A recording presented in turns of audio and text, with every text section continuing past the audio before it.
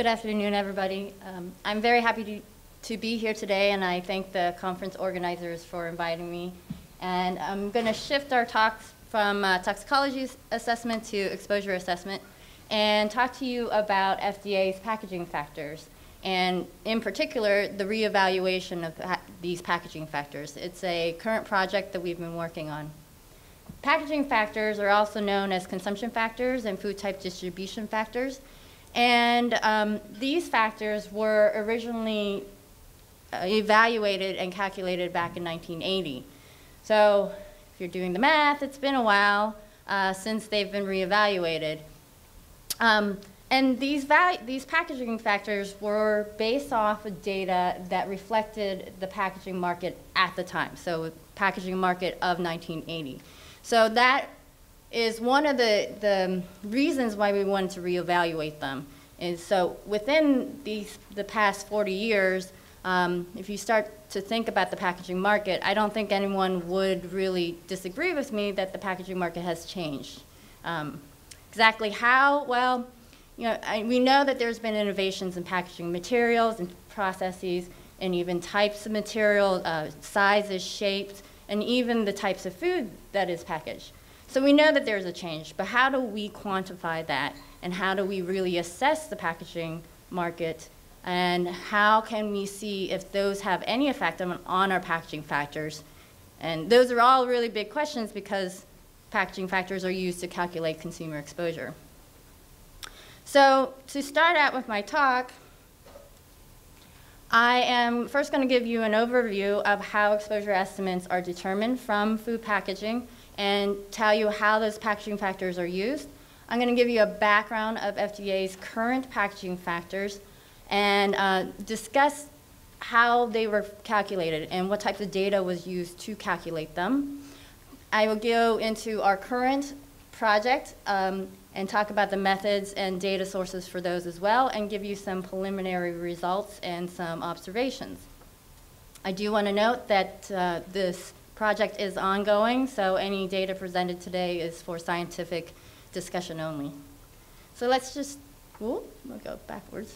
Okay, so when we talk about packaging, what are some of the terms that we use? A lot of times we'll say something like a paper carton, plastic bag. These terms really indicate what the packaging material, the main packaging material, like paper. And then we also talk about the construction, the carton. But when we really look at the packaging, we know that a package contains many materials in with it. It's not just paper. So a paper carton is not just paper. We also have a polymer coating. So we are discussing terms called food contact materials. What is exactly coming in contact with food? So there's many food contact materials in one packaging, and we also know that there's food contact materials for food processing or repeat use items. And this definition is important because we want to define a food contact substance, and a food contact substance is something that makes up the food contact material and is defined in our Food and Drug Administration Modernization Act. And it's defined as any substance intended for use as a component of materials, so a component of food packaging materials. And then the rest of the definition really defines how it comes in contact: manufacturing, packing, packaging, transport, or holding of food. We're going to concentrate on packaging for the talk today. So FDA regulates the use of food contact substances. And a food contact substance is a discrete chemical, the monomer or a polymer, but not the whole package itself. And this is something that you have to keep in mind, because when FDA regulates food contact substances, we are looking at FDA's safety assessment is based off of evaluating the consumer exposure to the FCS and ensuring that the toxicological data is there to support that probable dietary exposure. So we know that consumer exposure is really essential in determining the safety of a food contact substance. So let's talk about how do we get to consumer exposure. Lots of times we say consumer exposure, dietary exposure. Just really how much of that food contact substance is the person expected to consume during its use. So probable consumer exposure is calculated by both combining migration and information on uses. And so a food contact substance sorry, I turned it around and went the wrong way, becomes a component of food through migration. And we had a lot of talks this morning about migration and determining that. And migration can be determined through testing and calculation. In the end, what we're really looking at is how much of that food contact substance is in the food. What's the concentration in it? And then once we get that information, then we combine that with information on uses to get the consumer exposure.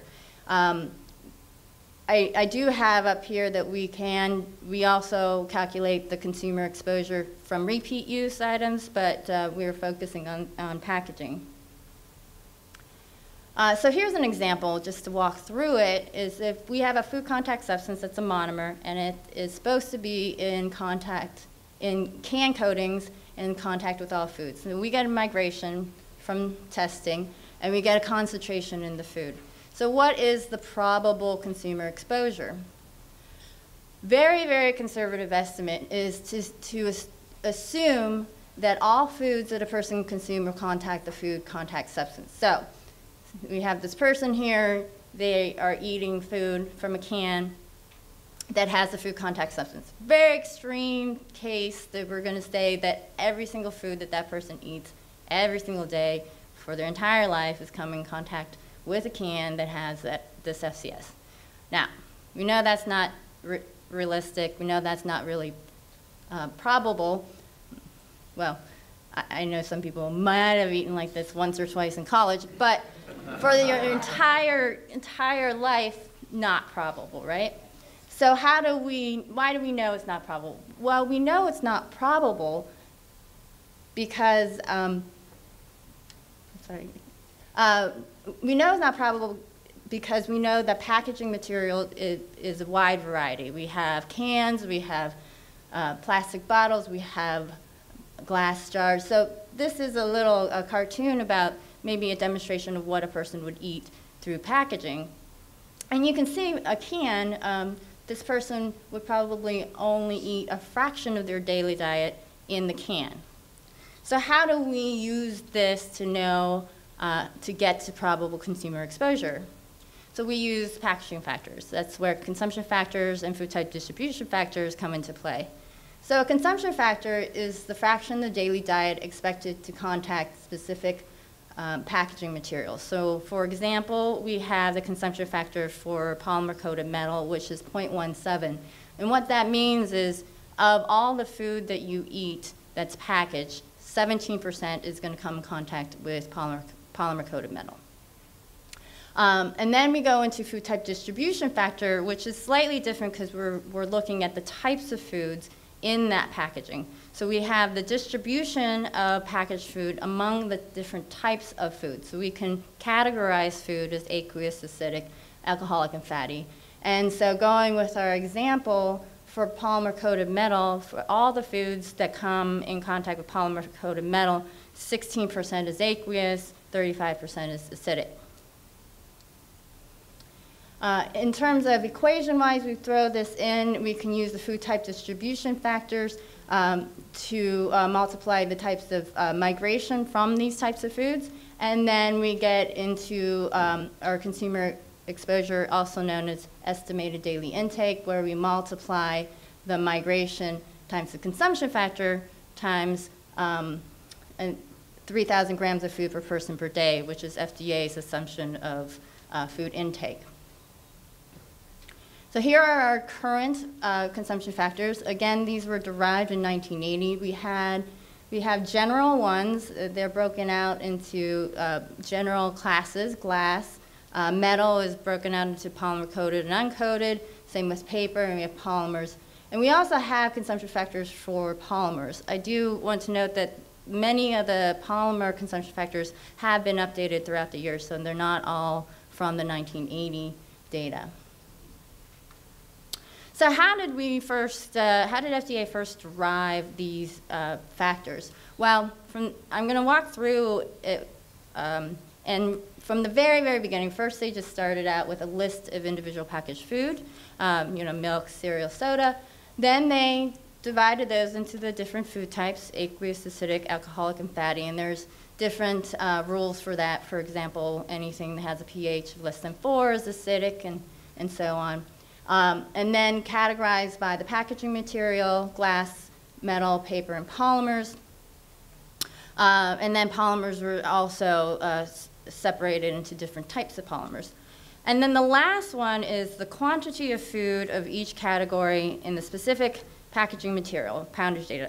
Now, it's number 4, but it really has a lot of information in there. So it's the quantity of the food, of the type of food in the packaging. So for example, quantity of milk, which is aqueous, in glass. So 1980 food list, they started out with 49 foods, and you can see these are more or less individual foods because you can separate fresh milk from evaporated milk to dry milk. And I'm going to walk this through because what happened was FDA received a certain amount of data and then was able to kind of derive other pieces of data. So I'm going to give you examples as I go along. So first they got the unit of packaged food per year. So almost 22 billion units of milk per year. This is fresh milk. The container size distribution.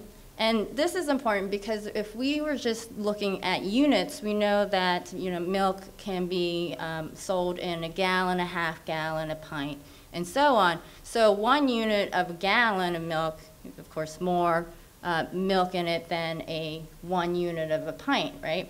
So we have to know the container size distribution. So they got the container size distribution. So that, for example, it's 51% of the total milk volume in gallon containers, and there's rest of distribution, 26% in half gallons, and so forth. We got the unit size. From there, you calculate the unit of food per container size, and then you can calculate the total amount of food per year. And when I say total, we're looking at poundage data. So then they also got distribution of packaging sizes, and then finally get the mass of the food per package. I wanted to show you this because I wanted to show you how it's somewhat difficult to get the type of information that we need for consumption factors. They started out with a bunch of different things and had to calculate it. So what they ended up doing is taking each of the pieces of information and fill out a sheet, basically a table, and they took each of the individual foods. So we started out with fresh milk, and then fill in the amount in glass, the amount of paper, the amount of polymer, and so forth. And they did that for each of the 49 foods. So the consumption factor, remember, is really just the ratio of the foods in a certain type of package compared to all packaged food. So you would just sum up the amount of food in paper divided by the amount of food total. One other thing that I didn't show in here because it made this slide too busy is each of these foods were categorized by food type. So we were able to say aqueous foods, acidic foods, that sort of thing. And then another table was made for polymer types. So these are the general equations. I had already shown you the consumption factor, food type distribution factor is similar. You just take the mass of all the, for example, aqueous foods in paper divided by the mass of all the foods in paper. Okay, so now starting our project, how did we get started? And what are some of the criteria? Well, we didn't have the data that we had gotten in 1980. We kind of were starting from the beginning. What do we need? How do we get it? So we need something that's accessible and current. We want a large data set because we know the packaging market is large. We need information on the packaged food poundage. We want it easily processed because we want to be able to do some analyses. Information on general packaging, specific polymer type, and food type. Well, we found out that we couldn't find that one magical database out there that gave us all of that information. So we had to use information from multiple databases. So Accessible, current, large, just had to be mandatory for anything that we used.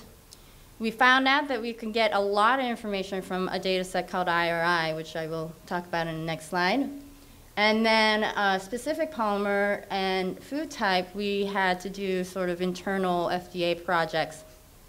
We used different data sources and laboratory analyses for these projects. You know, when I made these slides, I really wanted a fancy project name, but I didn't think that hard about it, so it's FDA projects. The available data set that we had was IRI. We assessed this database. It's a scanner-based tracking system where it just tracks anything with a UPC code. So when you go to a grocery store, anything with UPC. So we had to set up some parameters. So even in a grocery store, they sell non-food, so we had to set up, we only wanted food in the United States for 1 year. And the data came to us in the form of Excel. So we created our own food categories. We have 44, but I do want to point out that these are more food categories and not a list of individual foods like the 1980. For example, if you see number 1 was milk drinks. In 1980, that was 3 different foods. The other thing is we wanted the list to be somewhat comparable to 1980, so that's why it kind of looks like this. We also combined information from IRI, from their category list, and also NHANES food category. So that's sort of the culmination of this food list. So even though we have 44 food categories, this actually represents over 500 foods. So for example, yeast spreads, that includes bread, rolls, bagels, refrigerated rolls, freezer rolls, refrigerated pizza dough, frozen pizza doughs, and on. So what did we get for the data set? So this is just an example for the milk, and I pulled out some of these just so you can see. So we have a list of products. So first product, we have the name of the company, RFG is refrigerated, white whole milk, and then we have a list of numbers, that's the UPC code. So anything with the UPC code is going to have a line item. So in milk, we had 9,000 products, and in overall, we had over 500,000 products that we're looking at. So these are all line items. We got the unit sales, category, subcategory, and packaging. So IRI did have some information on packaging, and this is a good example. The packaging information they gave, though, is sort of kind of arbitrary, like plastic jug, plastic cup. So this is exactly what they gave us. And the terms that they used wasn't really uniform throughout, but it was sort of uniform by category. So plastic jugs for liquid foods and therefore. But what it did give us is, even though it wasn't uniform, we could still glean what it was: the plastic, glass, metal, and paper. And the last piece of information was ounce per unit. So for IRI data, we were able to get, this is the whole list of the pieces of information that we were able to get. And then from our FDA projects, we had a food category list, which we were able to map from the food subcategories from IRI and assign food types. And then from our polymer packaging project, we were able to assign the polymer types. So we were able to take the information from these different data sources, map them together to create a master spreadsheet. So here's an example of our master spreadsheet. It really builds off of the IRI. The white is from the IRI, and then we filled in from the food type and the polymer, and then calculated the total mass of food.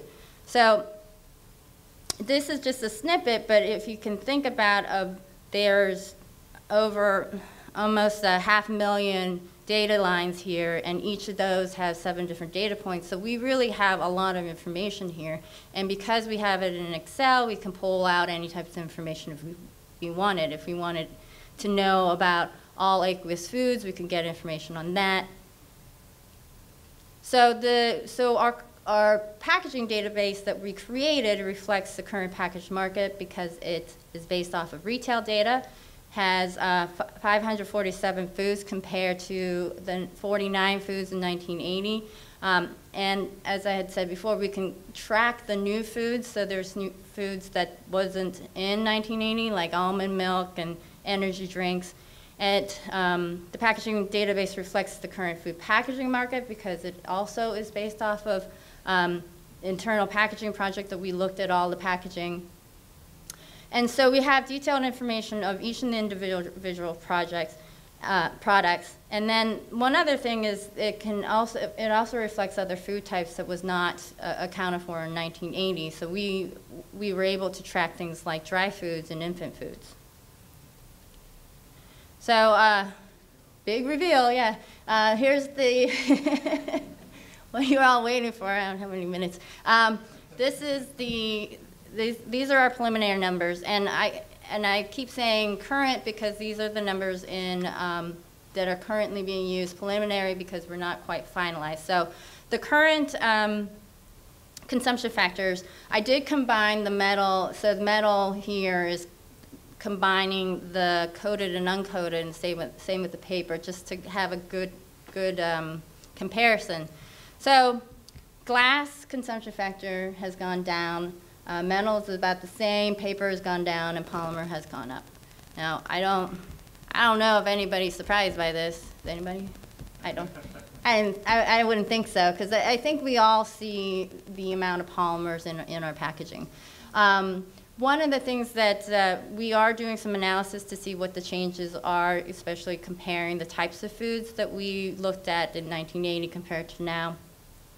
One of the things that we did observe with glass was that we still have certain foods that is going to be in glass. So a lot of condiments, salsas, those types of things were primarily in glass. Alcoholic beverages were primarily in glass. For example, wine, 80% of wine is in glass, and like 70% of liquor is in glass. So those are the things that just didn't change. For metal, we see vegetables and canned meats, so these are things that are sort of consistent. Paper has gone down considerably. Actually, one of the things that we see a lot in paper is dry foods. So flour, sugar, these are all in paper. Other things are milk products, milk and ice cream. And for polymers, I tried to do analysis to tell you what kind of foods are in polymers. They're all in polymers. It's just the distribution. Things like salty foods and granolas are like almost all in polymers, and things like snacks and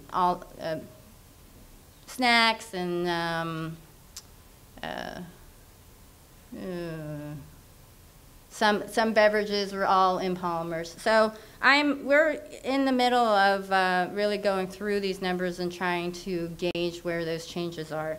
So if we go into food type distribution factors, I'm going to bring them up kind of slowly just so you can look at them. It's a bit of a change here and there.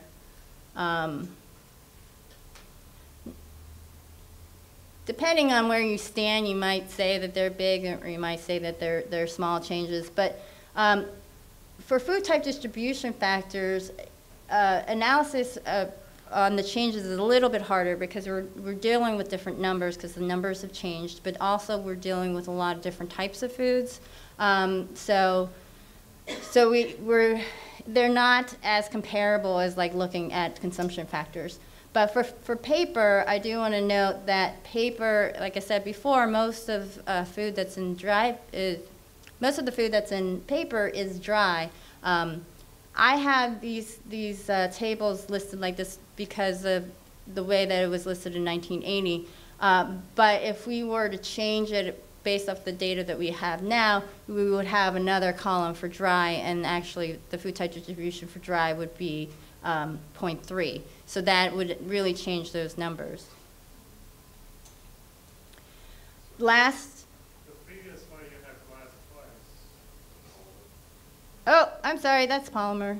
That's supposed to be polymer. The bottom right. Yes. The numbers are correct. That should be polymer on the bottom right.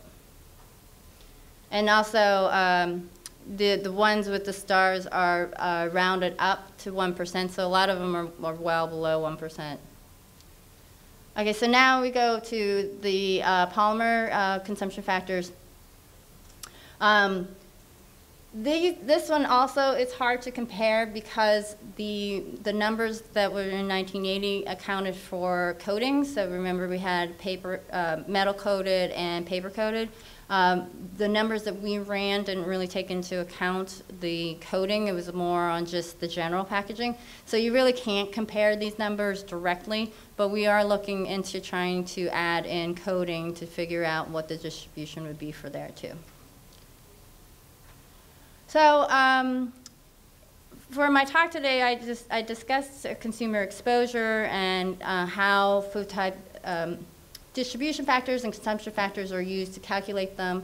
We created a new database by combining multiple databases together, and then we had a discussion about the method and data that was needed to reevaluate the packaging factors. What I hope you take away from this is just kind of how hard it is to get that type of data. It sounds kind of easy, like, oh, you just need to know how much food is in the packaging. But if you start thinking about just the range of packaging we have and even just take a second and walk through a grocery store in your head, there's just so many packages out there. So how to make sure that we get the accurate information is a little daunting. We are continuing to work on this project. We are finalizing the numbers and running a couple different analyses to make sure that the numbers are correct. We are using another database to check it. We are also doing some analyses, sort of like what I was talking about, like how to compare between the different consumption factors between 1980 and now. And we're also writing this up. We're going to be writing an internal memo and hopefully publishing.